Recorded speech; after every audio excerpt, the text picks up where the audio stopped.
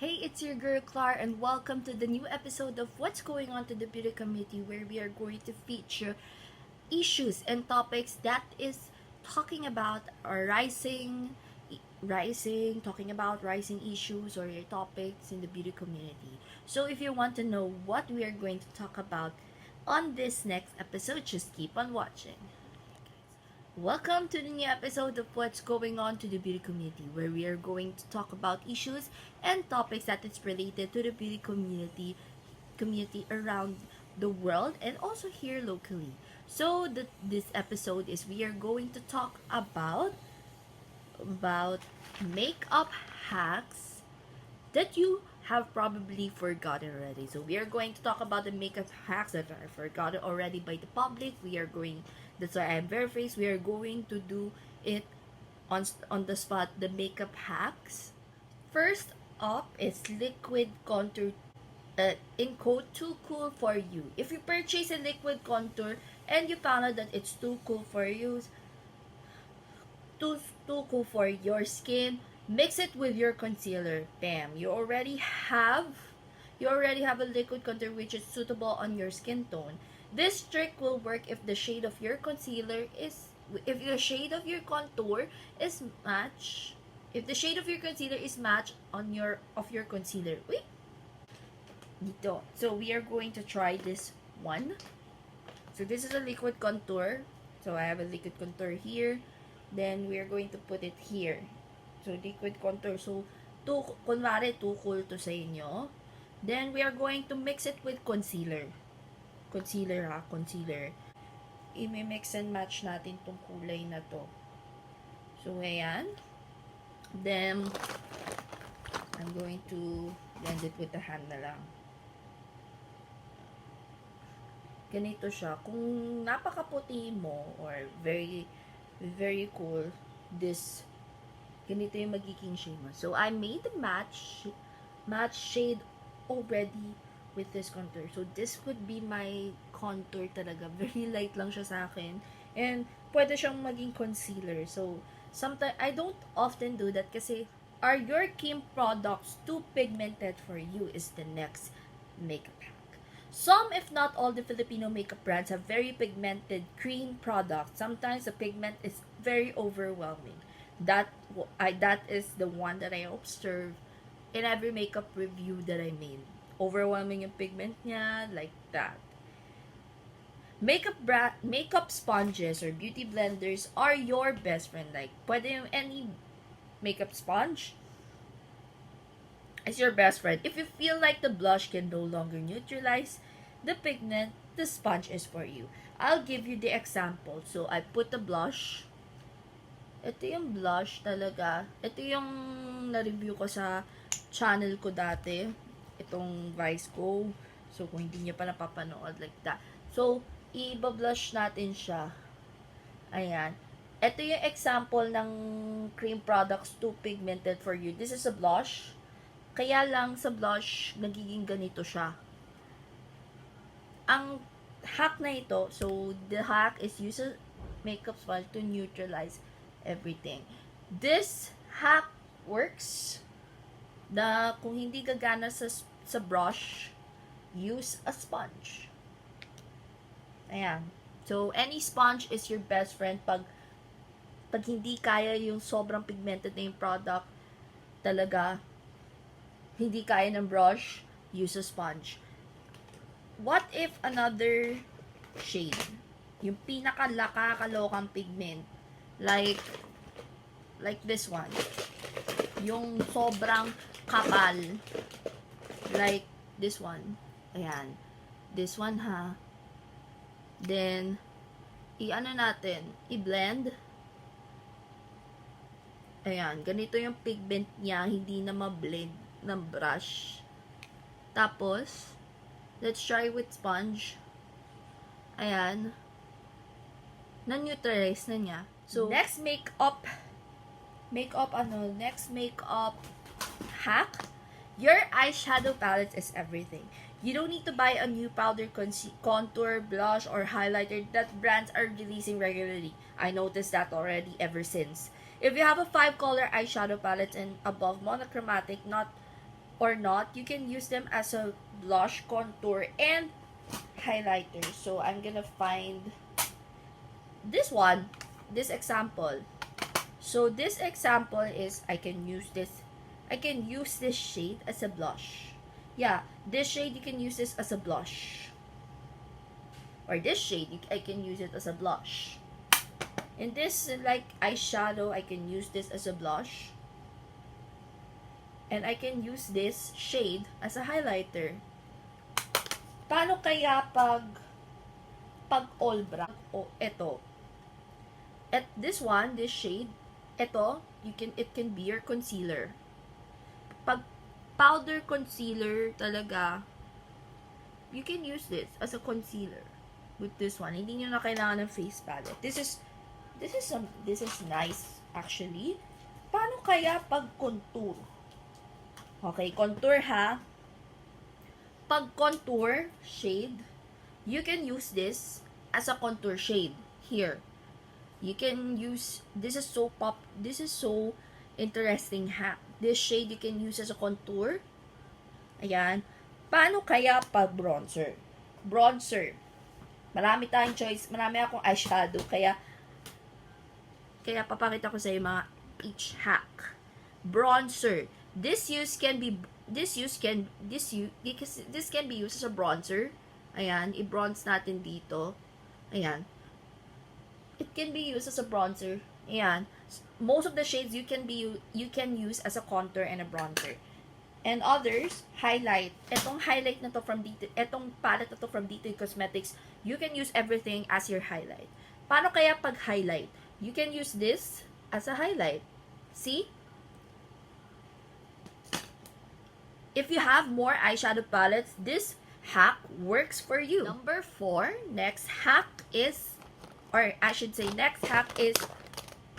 bullet lipsticks, or I should say, don't underestimate bullet lipsticks. So, bullet lipsticks are multi-use. Actually, we are going to try this hack. Bullet lipsticks are multi-use. So, let's try this one. Let's try this pink shade. Itong MAC Main. So, ito yung favorite kong, ito lang yung high-end lipstick or favorite lipstick that someone gave it to me. So, this one, it can be used as a tint, this one. And, I'll show you ano pwede pang gamitin to. This one, ayan. Ito ginagamit ni Maine Mendoza ito. So, this is MAC X Main. So, we are going to use this as a blush. Let's see. Ayan, blush siya ha. Ayan, pwede siya maging blush with this one. Also, with this one, I can use this as a palette. Actually, I can use this as a see, this one works. So, I'll put it here. Ayan yung ginagawa pag lipstick lang. Yung dala mo, you can use this as your eyeshadow. Like that. You can have a monochromatic look by using bullet lipstick. This is true. Bullet lipsticks can be multi-use with that. You can use different finish of bullet lipsticks. There is matte, satin, and velvet. You can use everything. And of course, ito yung we are going to try it. I'm finding a peach shade. Ito yung peach shade with Tony Sia. Ayan. You can use orange or peach lipsticks as color correctors to brighten your under eye. So, let's see.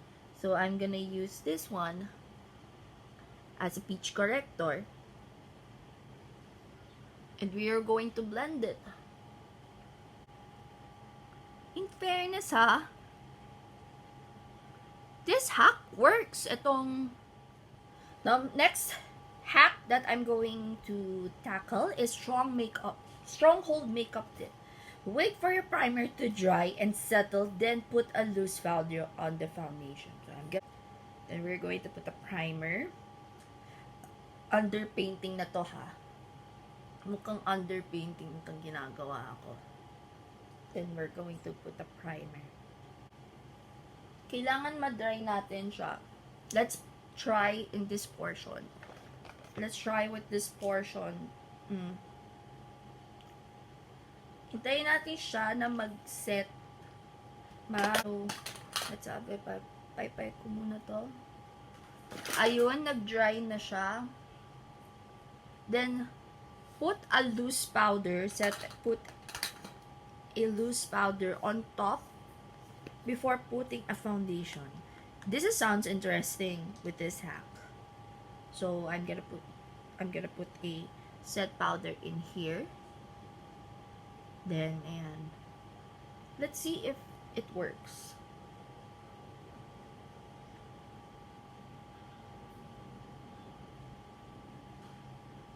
Okay. Ang ganda ng pagkalapat sa skin, ha? I like this hack. Then set your foundation with the loose powder. Foundation. I have some foundation, nakita ko na. So foundation. Let's go with the foundation. Ayan. Set your foundation with a loose powder. Ayan. Dito yung may loose powder. Then we are going to mix it. One portion lang ng face, ha, para matingnan natin kung gagana pa to. If this works. Huh? If this works. Let's see. Set it with a setting spray. Setting spray. So, any setting spray that you have in here. So, let's... Then, we're going to... tap. And your makeup will not going anywhere. Paano pa kaya pag sobrang light yung foundation mo, di ba? Paano pa kaya? So, and finally, the next hack. Okay. The bronzer X contour. The more you bronze, the lesser you contour. This is the makeup hack that I always do. Bronzer over contour. Kasi sa contour kasi, yung mga shades are cool tone.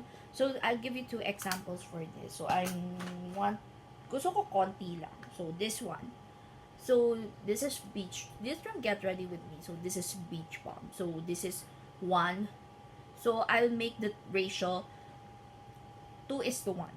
So, it must be noticeable because it aims to imitate the gentle sunburn tan to your face. So, 2:1 tayo. So, let's make the bronzer 2. 1, 2 scoops or dip. So, this is 2. Ito, bronzer to. 2, 1, 2. So, ayan. Let's see. So, ayan yung result ng bronzer. So, kung ako, I'm a bronzer girl. You can use this for stick or I'll demonstrate. Dinemonstrate ko siya. So, here, 1. Then yan. So, ito yung powder, contour, and bronzer into 2:1. Paano kaya pag cream product? So, this one. 2:1 tayo. So, 2. So, here, ito yung bronzer. Ayan. 2. So, you can use the, for every side that you want to bronze or contour. 1, 2. 2. 1:2. Ayan. Contour. 1. So, 1. Let's see. 1. Ayan. Pag 1. Ayan. So, this is the effect pag cream. That is related to beauty community with this episode, makeup hacks that you have probably forgotten already. So, this episode that you can learn so much from it, from these hacks that were mentioned. So let's do another makeup hack episode for that. So, I love this episode for today and I enjoy a lot. So, that's it for today's video. That's it for today's episode. I just want to say thank you guys for watching and I hope that you like this episode. Just don't forget, like, share, and subscribe and see you on the next episode of What's Going On to the Beauty Community. God bless us all and bye! See you on my